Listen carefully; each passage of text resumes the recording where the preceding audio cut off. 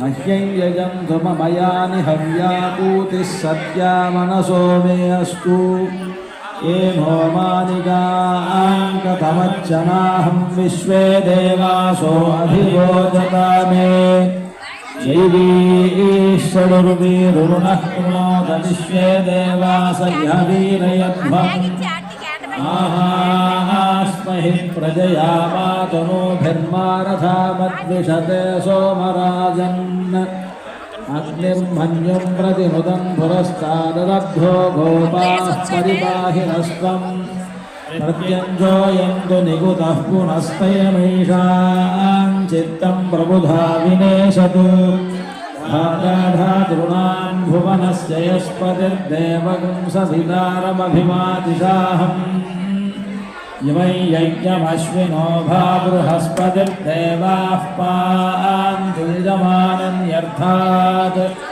गुरुव्यजानो महिषः शर्मयगुं सदस्मिन् हवे पुरुहूतः पुरुक्षु सनः प्रजायै हर्यश्वमृढयेन्द्रमानोरीरिषोमापरादाः येन सपत्ना अपदे भवन्तीन्द्राग्निभ्यामवबाधामहेतान् वसवो रुद्रादित्या उपरि स्पृशं मोऽग्रञ्चेत्तारमधिराजमक्रन् अर्वाञ्चमिन्द्रममुतो हवामहे योगो जिद्धनजिदश्वजिद्यः इमन्नो यज्ञं विहवे जुषस्वास्य गुम्मो हरिवो मेदिनन्द्वा भद्रं कर्णेभिः शृणुयाम देवाः भद्रं पश्येमाक्षभिर्यजत्राः श्रीरङ्गैस्तुष्टुवागुंसस्तनूभिः यशेम देवहितं यदायुः स्वस्ति न इन्द्रो वृद्धश्रवाः स्वस्ति नः पूषा विश्ववेदाः स्वस्ति नस्ताक्षो अरिष्टनेमिः स्वस्ति नो बृहस्पतिः शान्तिः शान्तिः नमो ब्रह्मणे नमो अस्त्वग्नये नमः पृथिव्यै नमो ओषधीभ्यः नमो वाचे नमो वाचस्पतये नमो विष्णवे बृहते करोमि ब्रह्म वदिष्यामि ऋतं वदिष्यामि सत्यं वदिष्यामि तन्वामवतु तद्भक्तारमवतु अवतु माम् अवतु भक्तारम् ॐ शान्तिः शान्तिः शान्तिः सहना भवतु सहनो भुनक्तु सह वीर्यं करवावहै तेजस्विनावधीतमस्तु मा विद्विषावहै ॐ शान्तिः शान्तिः शान्तिः हरिः ॐ భగవద్బంధువులారా అంతా నిశ్శబ్దంగా ఉండవలసిందిగా కోరుతున్నా. ఈరోజు ఉదయం ఇక్కడ మనం వైభవపేతంగా కళ్యాణోత్సవాన్ని జరుపుకున్నాం. ఈ సాయంకాల వేళ ఊంజల్ సేవా కార్యక్రమాన్ని మనం ఇక్కడ జరుపుకుంటూ ఉన్నాం. ఈ ఊంజల్ సేవలో ఒకవైపు కీర్తనలు ఆలపిస్తూ ఉంటే ఆ కీర్తనలకు తగిన విధంగా ఇక్కడ ఆరాధన, అదే పద్ధతిలో ప్రతి కీర్తనకు ఒక హారతి జరుగుతుందన్నమాట. భద్రాచలంలో భక్త రామదాసు గారి జయంతి రోజున నవరత్న కీర్తన గానం జరుగుతూ ఆ కీర్తనల సందర్భంలో కీర్తన పూర్తి కాగానే స్వామివారికి హారతులు జరుగుతాయి. అక్కడ 9 కీర్తనలకు గాను 9 హారతులు చేయడం, 9 రకాలైనటువంటి ఆరగింపులు ఇవన్నీ కూడా ఉంటాయి. ఇక్కడ 12 కీర్తనలు, 12 హారతులు అలాగంతా కూడా ద్వాదశ రూపంలో చేస్తూ ఉండడం జరుగుతున్నది. ఇప్పుడు ఇక్కడ 12 కీర్తనలు ఇక్కడ గానాన్ని చేస్తూ ఉంటే ఒక గానం పూర్తి కాగానే స్వామివారికి అక్కడ హారతి కార్యక్రమం జరుగుతుంది. ఆ కీర్తనకు సంబంధించినటువంటి అంశాన్ని ముందుగా ప్రస్తావించుకోవడం జరుగుతుంది. అలాగే ఈ కార్యక్రమం సుమారుగా ఒక గంట సేపటి లోపల అవుతుందేమో, గంట కావచ్చు. ఈ లోపల ఈ భద్రాచల క్షేత్ర మహాత్మ్యాన్ని కూడా చెప్పుకుందామని, భద్రాచల క్షేత్రానికి ఉండేటువంటి వైభవం ఎలాంటిదో దాని గురించి ఇక్కడ ఉండేటువంటి వారందరూ తెలుసుకోవాలనేటువంటి అభిప్రాయంతో ఆ క్షేత్ర మహాత్మ్యాన్ని కూడా చెప్పడం జరుగుతూ ఉన్నది. అంతా కూడా శ్రద్ధగా వినండి. భద్రాచల క్షేత్రం పవిత్రమైన గోదావరి నదీ తీరంలో భద్రుడు అనేటువంటి మహర్షి చేసినటువంటి తపస్సుకు మెచ్చి రామచంద్రమూర్తి చతుర్భుజ రాముడుగా అక్కడ స్వయంభూగా ఆవిర్భవించినటువంటి పుణ్యక్షేత్రం. భగవంతుడు ధరించినటువంటి అవతారములలో రామావతారానికి ఒక ప్రత్యేకత ఉన్నది. మిగిలిన అవతారాల్లో ఆ అవతారమూర్తుల్ని మనం పూజ చేసి ఆ దైవాలు ఇచ్చేటువంటి వరాలు స్వీకరించి వాళ్ళ యొక్క అనుగ్రహంతో మనం సుఖంగా ఉండడం అదొక్కటి మాత్రమే ఉంటుంది. కానీ రామావతారంలో కేవలం ఆ విధంగా ఏదో రాముడికి పూజ చేయడం, ఆయన ఇచ్చినటువంటి వరాలు స్వీకరించడం మాత్రమే దాంట్లో ఉద్దేశ్యం కాదు. రాముడి యొక్క అవతారం అనేటువంటిది మనబోటి మానవులందరికీ ఆదర్శప్రాయమైనటువంటి అవతారం. ముఖ్యంగా మనం ఏదైనా ఒక దానిని ఏదో ఒక పద్ధతిలో ఎదుటివాడి దగ్గర నుంచో ప్రకృతి నుంచో నేర్చుకుంటూ ఉంటాం. కోకిల కూస్తే కోకిల కూసినట్టుగా కూస్తాము. అంతవరకు ఎందుకు? ఇప్పుడు మనం ఇక్కడ సంగీతం పాడుతున్నామే, ఆ సంగీతంలో ఉండేటువంటి ప్రతి స్వరం ఏదో ఒక జంతువు నుంచి వచ్చినటువంటి స్వరమే. షడ్జం మయూరో వదతి గావస్పృషభభాషిణ అజాదికంతు గాంధారం క్రౌంచం కొణతి మధ్యమం పికః కూజతి పంచమం. ఇలాగా ఒక్కొక్క స్వరం సారీ గామా పాదాని అనేటువంటి 7 స్వరాలు ఉన్నాయి. 7 స్వరాలు 7 జంతువుల నుంచి వచ్చాయంటారు. అజాదికంతు గాంధారం, షడ్జం మయూరో వదతి. షడ్జం అంటే సా అని పడతాం కదా, మనం సా అంటాం కదా. ఆ సా అనేటువంటి స్వరం మయూరో వదతి. ఒక నెమలి కూస్తే ఎట్లాంటి సౌండ్ వస్తుందో ఆ సౌండ్ నుంచి ఈ సా అనేటువంటి స్వరాన్ని కనిపెట్టారట పెద్దవాళ్ళు. షడ్జం మయూరో వదతి గావస్పృషభభాషిణ. రీ అనేటువంటి స్వరం ఉంది. ఆ రీ అనేటువంటి స్వరం ఒక ఎద్దు ఘీంకరిస్తే, ఎద్దు గట్టిగా అరిస్తే ఎటువంటి స్వరంగా ఉంటుందో అటువంటి స్వరంలాగా రిషభం ఉంటుంది. అజావికంతు గాంధారం. గా అనేటువంటి స్వరం మేక మే అంటే ఎలా ఉంటుందో అలాగే దాన్ని బట్టి ఆ గాంధారం అనేటువంటి స్వరం, గా అనేటువంటి స్వరం వచ్చింది. క్రౌంచ కొణతి మధ్యమం. క్రౌంచ పక్షి అని ఒక పక్షి ఉంటుంది. ఆ పక్షి కూసినట్టుగా మా అనేటువంటి స్వరం ఉంటుంది. పికః కూజతి పంచమం. కోకిల కూస్తే పా అనేటువంటి స్వరంలాగా ఉంటుంది. దైవతం హేషతే వాజీ. ఒక ఏనుగు కనుక ఘీంకరిస్తే ఎట్లా ఉంటుందో అలాగ దా అనేటువంటి స్వరం ఉంటుందిట. దైవతం హేషతే వాజీ. వాజీ అంటే గుర్రం. గుర్రం సకిలించినట్లుగా దా అనేటువంటి స్వరం ఉంటుంది. నిషాదం బ్రహ్మతే గజః. నీ అనేటువంటి స్వరం ఏనుగు ఘీంకరిస్తే ఎలా ఉంటుందో అలాగా నీ అనేటువంటి స్వరం ఉంటుంది. అంటే సారీ గామా పాదాని అనేటువంటి 7 స్వరాలు 7 జంతువుల నుంచి వచ్చాయి. అంటే ఆ 7 జంతువుల నుండి వచ్చినటువంటి స్వరాలను గుర్తించి సంగీతంలో పెట్టుకున్నాం. అంటే సంగీతాన్ని ఆ జంతువుల ఆ కూసినటువంటి పద్ధతిలోనే కదా పాడుతున్నాం మనం. సీతాలక్ష్మణ సహితుడై తన ముందు సాక్షాత్కరించినటువంటి ఆ రామచంద్రమూర్తిని భద్ర మహర్షి వరం కోరుకున్నాడు. స్వామి, నువ్వు నాకు ఏ రూపంతో దర్శనమిచ్చావో అదే రూపంతో ఎల్లప్పుడూ నీ యొక్క సేవను నాకు ప్రసాదిస్తూ నా శిరస్సు మీద వేయించేసి ఉండవలసిందని ప్రార్థించారు. ఆయనకు ఆ భక్తురాలికి స్వామివారు ఒక పుట్టలో దర్శనమిచ్చారట. ఆ పుట్టను శుభ్రం చేసి పైన ఆచ్ఛాదనగా తాటాకు పందిరి వేసి ప్రతిరోజు ఆ పోకల దమ్మక్క స్వామివారిని పూజిస్తూ ఉండసాగింది.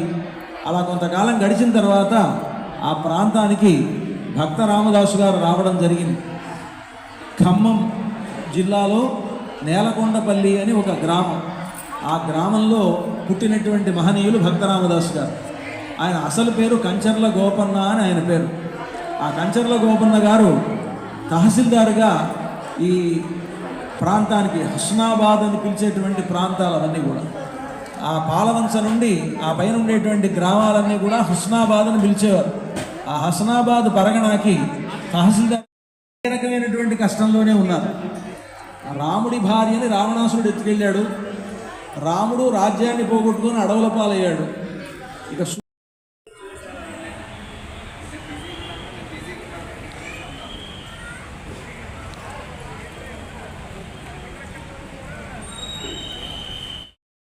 మహ్యం యజం ధుమమయాని హవ్యాకూతి సత్యా మనసో మే అస్తు ఏనో మానిగాంకతమచ్చనాహం విశ్వే దేవాసో అధిరోజతా మే జైవీశ్వరుర్వీరుణః కృణోత విశ్వే దేవాస యః వీరయధ్వం ఆహాస్మహి ప్రజయా మాతనూభిర్మారథామద్విషతే సోమరాజన్ అగ్నిర్మన్యుం ప్రతినుదం పురస్తాదదగ్ధో గోపాః పరిపాహినస్త్వం ప్రత్యంజోయంతు నిగుతః పునస్తయమీషాం చిత్తం ప్రబుధా వినేశతు ధాతృణాం భువనస్య యస్పతిర్దేవగుం సవితారమభిమాతిషాహం ఇవై యజ్ఞమశ్వినో భా బృహస్పతిర్దేవాః పాन्तు యజమానన్యర్థాత్ రువ్యజానో మహిషः శర్మయగం సదస్మిన్ హవే పురుహూతః పురుక్షు సనః ప్రజాయే హర్యశ్వమృడయేంద్రమానోరీరిషో మాపరాదాః తేన సపత్నా అపదే భవంతింద్రాగ్నిభ్యామవవాధామహేతాన్ వసవో రుద్రాదిత్యా ఉపరి స్పృశం మోగ్రంచేత్తారమధిరాజమక్రన్ అర్వాంచమింద్రమముతో హవామహే యోగోజిద్ధనజిదశ్వజిద్యః ఇవన్నో యజ్ఞం విహవే విహస్వాస్య గుర్మో హరివో మేదినం ద్వా భద్రం కర్ణేభిः శృణుయామ దేవాః భద్రం పశ్యేమాక్షభిర్యజత్రాః శ్రీరంగైస్తువాగుంసస్తనూభిः యశోమ దేవహితం యదాయుః స్వస్తి న ఇంద్రో వృద్ధశ్రవాః స్వస్తి నః పూషా విశ్వవేదాః స్వస్తి నస్తాక్షో అరిష్టనేమిః స్వస్తి నో బృహస్పతి శాంతి శాంతి నమో బ్రహ్మణే నమో అస్త్వగ్నయే నమః పృథివ్యై నమో ఓషధీభ్యః నమో వాచే నమో వాచస్పతయే నమో విష్ణవే బృహతే కరోమి బ్రహ్మ వదిష్యామి ఋతం వదిష్యామి సత్యం వదిష్యామి తన్వామవతు తద్భక్తారమవతు అవతు మాం అవతు భక్తారం ఓం శాంతి శాంతి శాంతి సహనా భవతు సహనో భునక్తు సహ వీర్యం కరవావహై తేజస్వినావధీతమస్తు మా విద్విషావహై ఓం శాంతి శాంతి శాంతి హరి ఓం. భగవద్బంధువులారా, అంతా నిశ్శబ్దంగా ఉండవలసిందిగా కోరుతున్నా. ఈరోజు ఉదయం ఇక్కడ మనం వైభవపేతంగా కళ్యాణోత్సవాన్ని జరుపుకున్నాం. ఈ సాయంకాల వేళ ఊంజల్ సేవా కార్యక్రమాన్ని మనం ఇక్కడ జరుపుకుంటూ ఉన్నాం. ఈ ఊంజల్ సేవలో ఒకవైపు కీర్తనలు ఆలపిస్తూ ఉంటే ఆ కీర్తనలకు తగిన విధంగా ఇక్కడ ఆరాధన, అదే పద్ధతిలో ప్రతి కీర్తనకు ఒక హారతి జరుగుతుందన్నమాట. భద్రాచలంలో భక్త రామదాసు గారి జయంతి రోజున నవరత్న కీర్తన గానం జరుగుతూ ఆ కీర్తనల సందర్భంలో కీర్తన పూర్తి కాగానే స్వామివారికి హారతులు జరుగుతాయి. అక్కడ 9 కీర్తనలకు గాను 9 హారతులు చేయడం, 9 రకాలైనటువంటి ఆరగింపులు ఇవన్నీ కూడా ఉంటాయి. ఇక్కడ 12 కీర్తనలు, 12 హారతులు, అలాగంతా కూడా ద్వాదశ రూపంలో చేస్తూ ఉండడం జరుగుతూ ఉన్నది. ఇప్పుడు అంటే ఇక్కడ 12 కీర్తనలు ఇక్కడ గానాన్ని చేస్తూ ఉంటే ఒక గానం పూర్తి కాగానే స్వామివారికి అక్కడ హారతి కార్యక్రమం జరుగుతుంది. ఆ కీర్తనకు సంబంధించినటువంటి అంశాన్ని ముందుగా ప్రస్తావించుకోవడం జరుగుతుంది. అలాగే ఈ కార్యక్రమం సుమారుగా ఒక గంట సేపటి లోపల అవుతుందేమో, గంట కావచ్చు. ఈ లోపల ఈ భద్రాచల క్షేత్ర మహాత్మ్యాన్ని కూడా చెప్పుకుందామని, భద్రాచల క్షేత్రానికి ఉండేటువంటి వైభవం ఎలాంటిదో దాని గురించి ఇక్కడ ఉండేటువంటి వారందరూ తెలుసుకోవాలనేటువంటి అభిప్రాయంతో ఆ క్షేత్ర మహాత్మ్యాన్ని కూడా చెప్పడం జరుగుతూ ఉన్నది. అంతా కూడా శ్రద్ధగా వినండి. భద్రాచల క్షేత్రం పవిత్రమైన గోదావరి నదీ తీరంలో భద్రుడు అనేటువంటి మహర్షి చేసినటువంటి తపస్సుకు మెచ్చి రామచంద్రమూర్తి చతుర్భుజ రాముడుగా అక్కడ స్వయంభూగా ఆవిర్భవించినటువంటి పుణ్యక్షేత్రం. భగవంతుడు ధరించినటువంటి అవతారములలో రామావతారానికి ఒక ప్రత్యేకత ఉన్నది. మిగిలిన అవతారాల్లో ఆ అవతారమూర్తుల్ని మనం పూజ చేసి ఆ దైవాలు ఇచ్చేటువంటి వరాలు స్వీకరించి వాళ్ళ యొక్క అనుగ్రహంతో మనం సుఖంగా ఉండడం అదొక్కటి మాత్రమే ఉంటుంది. కానీ రామావతారంలో కేవలం ఆ విధంగా ఏదో రాముడికి పూజ చేయడం, ఆయన ఇచ్చినటువంటి వరాలు స్వీకరించడం మాత్రమే దాంట్లో ఉద్దేశ్యం కాదు. రాముడి యొక్క అవతారం అనేటువంటిది మనబోటి మానవులందరికీ ఆదర్శప్రాయమైనటువంటి అవతారం. ముఖ్యంగా మనం ఏదైనా ఒక దానిని ఏదో ఒక పద్ధతిలో ఎదుటివాడి దగ్గర నుంచో ప్రకృతి నుంచో నేర్చుకుంటూ ఉంటాం. కోకిల కూస్తే కోకిల కూసినట్టుగా కూస్తాము. అంతవరకు ఎందుకు? ఇప్పుడు మనం ఇక్కడ సంగీతం పాడుతున్నామే, ఆ సంగీతంలో ఉండేటువంటి ప్రతి స్వరం ఏదో ఒక జంతువు నుంచి వచ్చినటువంటి స్వరమే. షడ్జం మయూరో వదతి గావస్పృషభాషిణః అజావికంతు గాంధారం క్రౌంచం కొణతి మధ్యమం పికః కూజతి పంచమం. ఇలాగా ఒక్కొక్క స్వరం సారీ గామా పాదాని అనేటువంటి 7 స్వరాలు ఉన్నాయి. 7 స్వరాలు 7 జంతువుల నుంచి వచ్చాయంటారు. అజావికంతు గాంధారం షడ్జం మయూరో వదతి. షడ్జం అంటే సా అని పడతాం కదా, మనం సా అంటాం కదా. ఆ సా అనేటువంటి స్వరం మయూరో వదతి.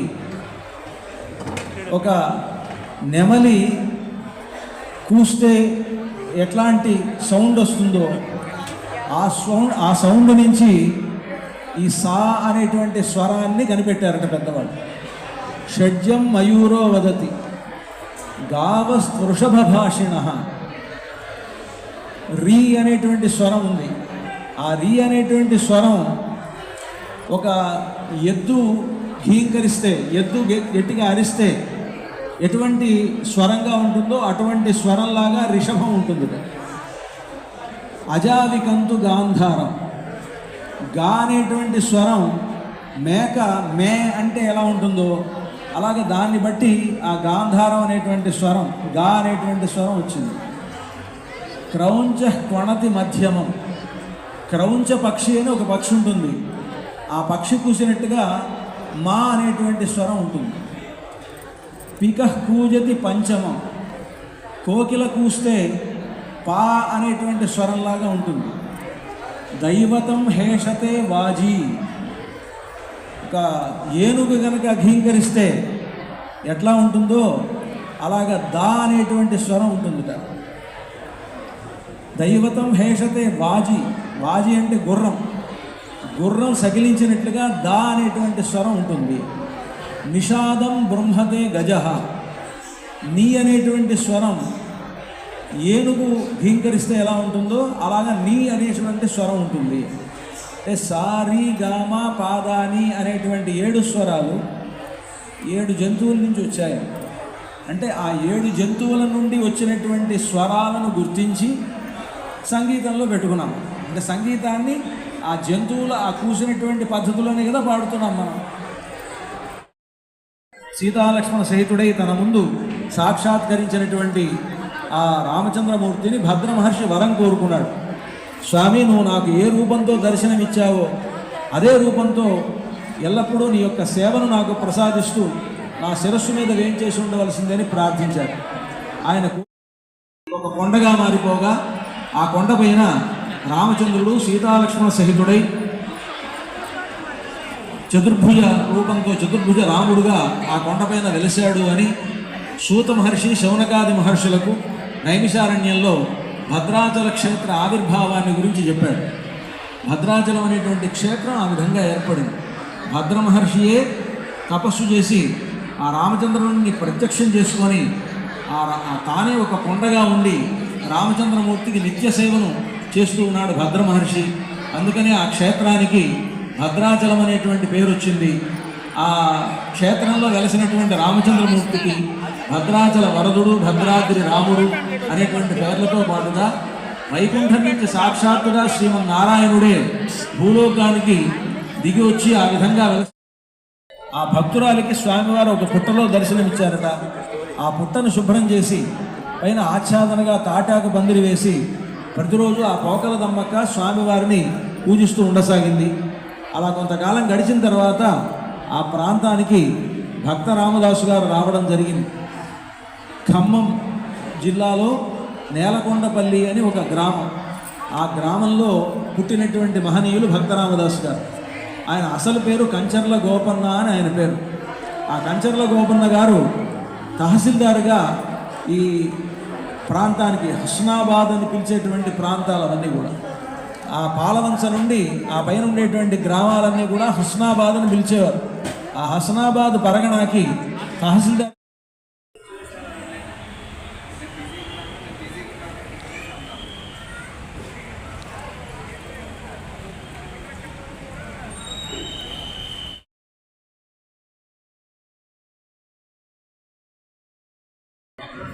అవునా సరే పాప పెట్టండి, బొట్టు పెట్టండి.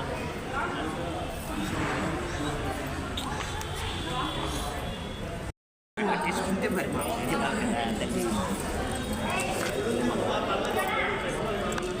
ఏ పర్లేదు.